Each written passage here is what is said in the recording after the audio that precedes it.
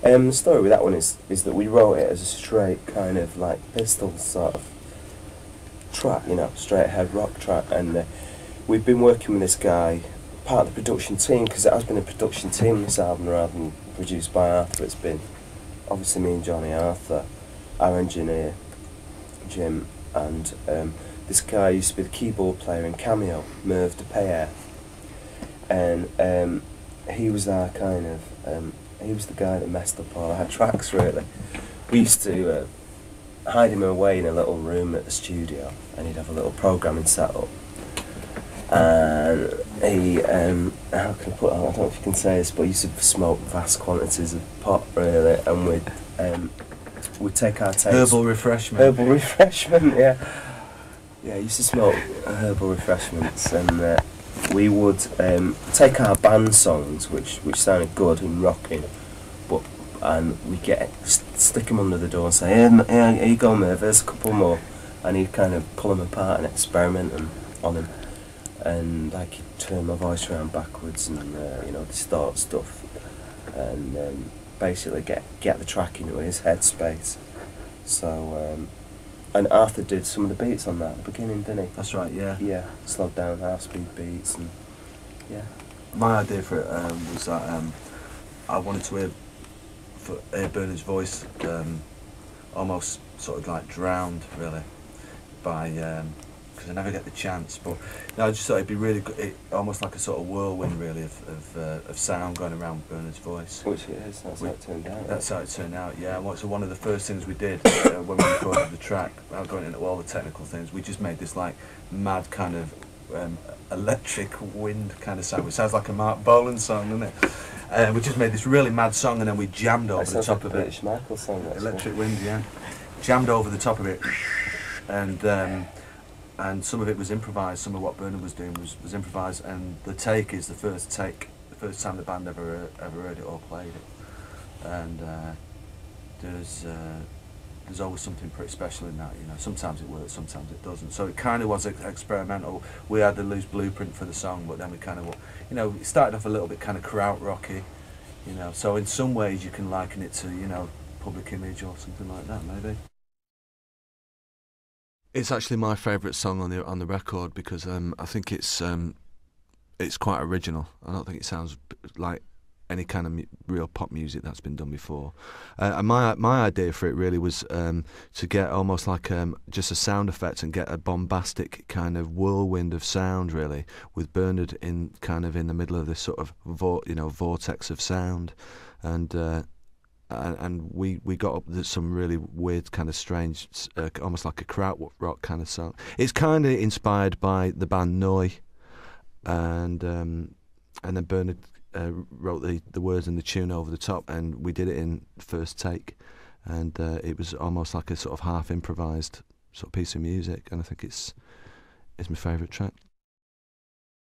It's a line from the title track on the album. There's a song called Twisted Tenderness, and the title for that song came out of the lyric within the verse, so it's a kind of chain reaction, really. Title finding its way through the ranks. It's just that Johnny, bail me out. Johnny, quick, Johnny. What? Most of Bernard's titles are kind of just good phrases that are sort of, you know, handles for songs, really. I mean, I think New Order and Joy Division had some of the best song titles ever, really, which is weird because they actually weren't that bothered about them. It's from what I've been told. But anyway, we had the title track, we had the record, we had the song, and at the time the album was made, every single person involved with us, except for Bernard and myself, had been dumped by their partner, basically. And it was a strange atmosphere around us. Bernard and myself were kind of like, you know, the Dr. Ruths of the album, you know, people would come to us with their problems. And because we're just sharing, kind of giving guys, aren't we? It was just weird. Everybody was going through emotional turmoil except for Bernard and myself, and we thought it was a great title for the song. And we were on the lookout for an album title, and one of us just decided, yeah, that'd be a good album title. I think it is, actually. I think it's a really strong album title. As I was saying earlier, Arthur Baker's got quite an extensive knowledge of rock music, sort of, you know, from the 60s onwards. And one weekend, we were having the weekend off, and he asked me had I heard the Blind Faith album, and I'd never heard it, because growing up, just because of the sleeve, really. When you're you know, growing up in the 70s, you're not really going to buy a record with that sleeve, and so anyway, I'd never heard it. What's the sleeve then? It's sort of it's a sort of naked, very young girl holding a sort of very phallic-looking plane, farmer's daughter. You didn't know that, did you? No, I didn't know. Right, I have to edit all this stuff out. But anyway, Arthur had played me this Blind Faith album, and I listened to it over the weekend, and I really quite liked the entire album actually, and particularly the song "Can't Find My Way Home." And then when I came back in on the Monday, Arthur had kind of had an idea, because I liked it, to play it to Bernard, with, you know, the idea of Bernard singing it, and he felt that Bernard could do a good job of it, and we almost kind of bullied Bernard into doing it in a way, but it sounded good, didn't it?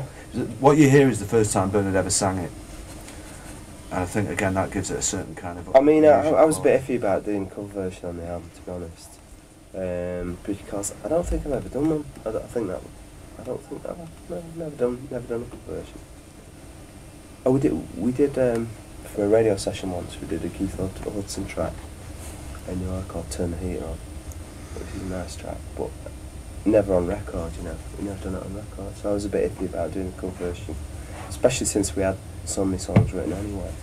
But when they played me the track, I just liked the song, and yeah, but it's not really something I don't really know about Blind Faith or Stevie Winwood or. The irony, you know, it is ironic, as it's been pointed out to us, because we spent the first year and a half being electronic, denying that we were actually Blind Faith, because Neil Tennant, in his infinite wisdom, had called us the Blind Faith for the 90s, the whole supergroup thing and everything, and then we finally, first time we ever. Which we hated. First time we ever do a cover version, and it happens to be a Blind Faith song. That's weird. I'd like it to. I'd like for us to sort of get across to more people in Europe, actually, because I was a little bit disappointed with so far with the with what's going on in Europe, really. It just seems that when we've been over there, either socially or on promotional visits, there are a lot of people who aren't really aware that we've done what we've done.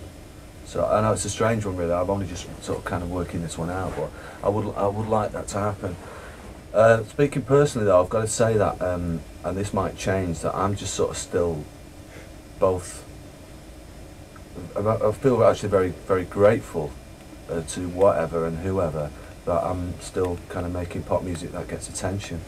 I think it takes a lot of work, and you know, I know, speaking for the two of us, that we put a lot of you know, blood, sweat and tears into it, really. I think the assumption is that maybe because because we've had success, that we take it very easy, and nothing could be further from the truth. I think, you know, it gets more difficult, actually, and so there, you know, there is a lot of work gone into it, and into what we do, and there's a lot of thought gone into it, and a lot of intent.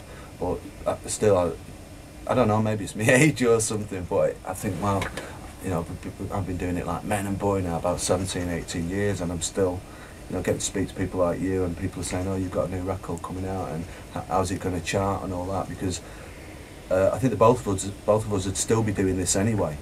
That's the amazing thing. Success or no success, we'd still be making records, because it's all we can do, and it's all we want to do, really. And the fact that it gets attention and is still kind of being listened to by younger musicians and younger people and all the rest of it is quite amazing, really. So, you know, that's kind of a big kind of philosophical sort of statement. So all the rest of it for me, speaking personally, the rest of it for me is kind of, you know, all kind of icing on the cake, really. We've never really been a group, a live band, and we were always reluctant to just cobble together a bunch of session musicians, strangers. We're actually more inclined to do what we did on the first album, which was to cobble together a bunch of friends who weren't musicians. And we have to find the middle ground now, musicians and friends. You know, it's either been one or the other for us. And we've put together a band at the moment, and we're rehearsing with a band who are pretty fine, you know, and we've got a good sound and we've got a good set. So on paper we can do it, but we just need to know about the logistics. Really, it's a boring kind of technical logistical question, I think, because it isn't like, it's just like revving up a band right from scratch and technically getting it together. So it's one of those things that if it doesn't take months and months and months to put it together, we'll do it.